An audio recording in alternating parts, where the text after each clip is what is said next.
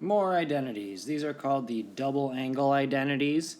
So if we have any angle t, and we know, let's say, the sine or the cosine of that angle, we can find the sine of twice that angle, or the cosine of twice that angle, or the tangent of twice that angle. Just to show you kind of why one of these things works, we won't go through them all, but here's a little proof of at least the first one. We do have them numbered. And they come right out of the addition and subtraction formulas, just like kind of everything else in this section does. If you have sine of 2t, that's the same thing as sine of t plus t, right? 2t is just shorthand for t plus t. And if you look at the very first of the addition or subtraction formulas, it's the addition formula for sine, and it says that, okay, sine of something plus something is sine of the first thing times cosine of the second thing plus cosine of the first thing times sine of the second thing.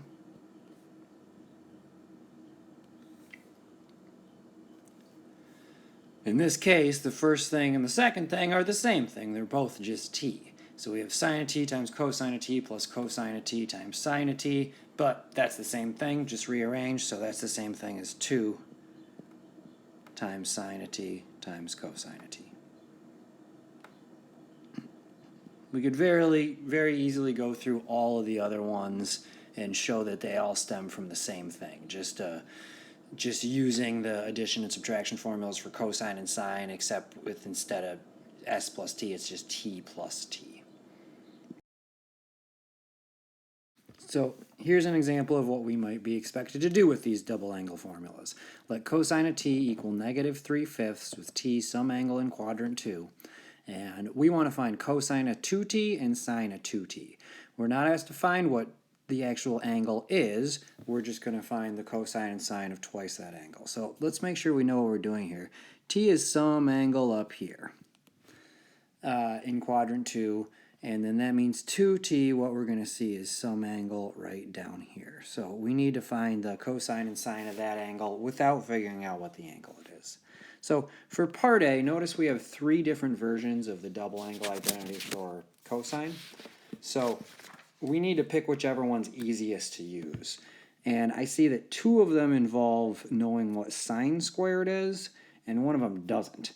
So one version of it is just, I'll write down the one we're going to use, cosine of 2t equals 2 cosine squared of t minus 1.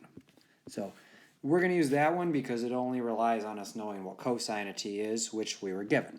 So that's just 2 times negative 3/5 squared minus 1, which is 2 times 9/25 minus 1, which is 18/25 minus 1. And we'll do some quick mental arithmetic. 1 is 25/25. 18 minus 25 is negative 7, so that's negative 7/25. So since we've established that 2t is in quadrant 3, it should make sense that cosine is negative.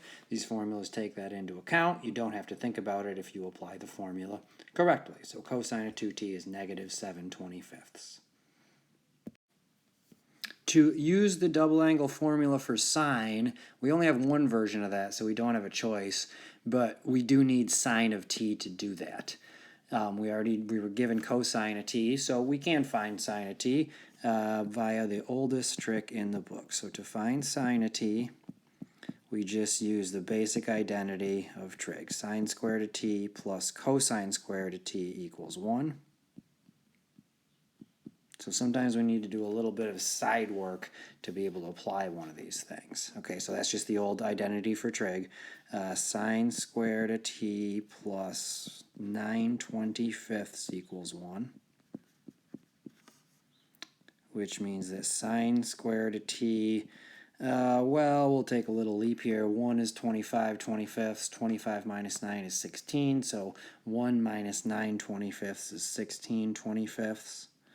Which means that sine of t is, okay, plus or minus the square root of 16/25. The square root of 16/25 is 4/5. Let me write that down. Except we know that for t, we're up here in quadrant 2, so we know that sine is positive, and so sine of t is 4/5. So now we can find sine of 2t. Sine of 2t is 2 times cosine, sorry, 2 times sine of t, which is 4/5, times cosine of t, which is negative 3/5, which works out to be negative 24/25. And we can kind of use our calculators to check this, but let's make sure it feels right. If you're down here in at the bottom of quadrant 3, well, right here at the very bottom, sine is negative 1. So if you're very close to that, sine should be some number that's very close to negative 1. And I would say negative 24/25 is very close to negative 1. So it seems right. We can use our calculators to sort of check this if we just think a little bit.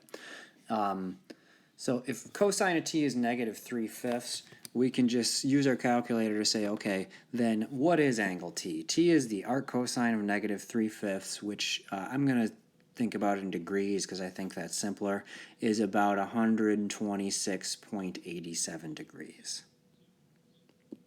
So that's just calculator stuff.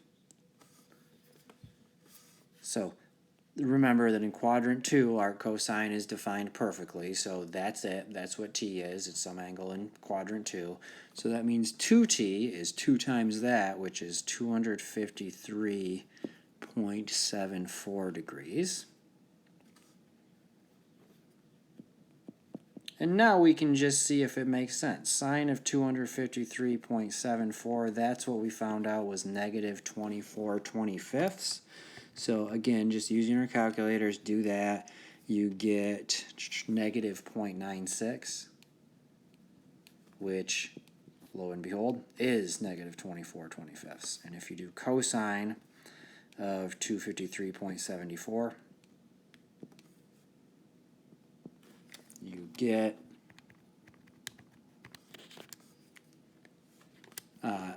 negative 0.28, which is negative 7/25. So you don't have to do that. You can just carefully apply the formulas, but that just lets us know that, hey, the system works and these do appear to be correct.